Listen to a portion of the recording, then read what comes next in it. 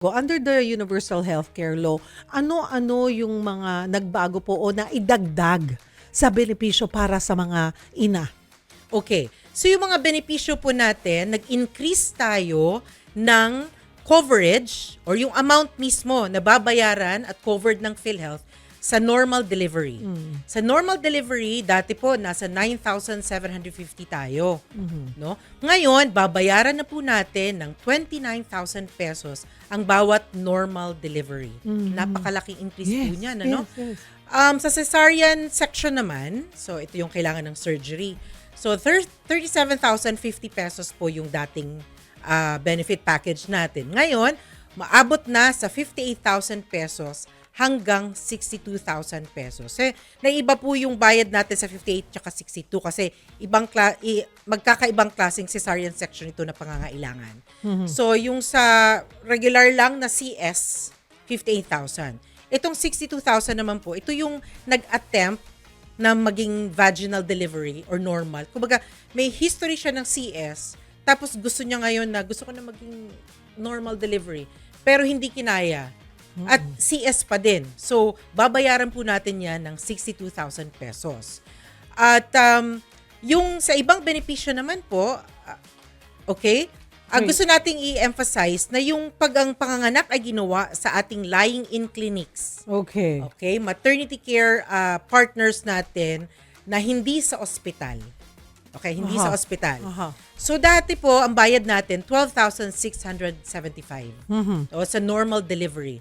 Ngayon, kino-cover na po natin 14,000 pesos. At idagdag ko po, Miss Cheryl, ano po, pag kayo po ay nanganak sa lying-in or accredited maternity care clinics natin, ano po, wala pong dagdag bayad yan ha. Okay? Pag tayo po ay sa lying-in clinics or maternity care partners natin, hindi sa ospital, wala pong copay. Okay. Walang dagdag bayad. Okay. Ito po yung changes mga kapatid doon sa babayaran. Ano po, mas malaki na yung coverage po ng PhilHealth. Pagdating po doon sa pagbabago doon sa benepisyo or yun pong mga kagaya yan, pinag-uusapan natin, Ms. Tin, yung normal and cesarean coverage, di ba? Meron yung dilation and curettage, di ba? Yung Dilation and curettage, yung kasi, pagpaparaspa. Oo. Pag nakuna, no? Ito yung sa miscarriage. Pwedeng nakunan, pwedeng may bleeding. Oo. So, kailangan magparaspa. So, covered po yun ng PhilHealth ngayon. Actually, covered na yan before. Pinalaki lang din natin yung benepisyo. Nag-increase din po. From 21,450, ngayon po ay 36,500. So, that's practically 70% increase in coverage. Yun naman pong endometrial sampling. Yeah, covered din po yan sa other gynecological cases natin. Ano?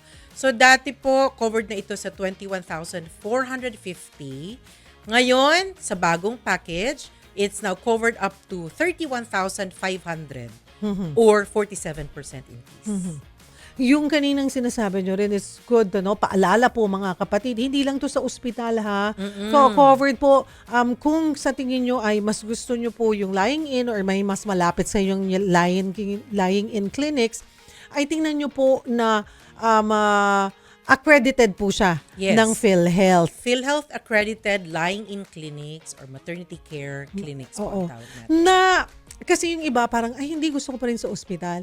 Pero pag nakakita kayo at covered sila ng or accredited sila sa PhilHealth, makakampante ka na safe ka doon manganganak. Kasi hindi naman ma-accredit yan ng hindi naman ma-accredit yan po, makakakuha ng accreditation sa PhilHealth kung hindi nyo na-check yung facility. Yes, diba? of course. Ibig sabihin, meron tayong angkop na mga healthcare professionals na nandoon sa ating accredited facilities bago natin yan ina-accredit. Kasi layunin ng PhilHealth, dapat safe yung ating mga pasyente, safe yung ating members, at syempre kasi magbabayad tayo ng benepisyo. Kaya dapat yung binabayad natin, katumbas po noon ay quality healthcare services para sa ating mga miyembro.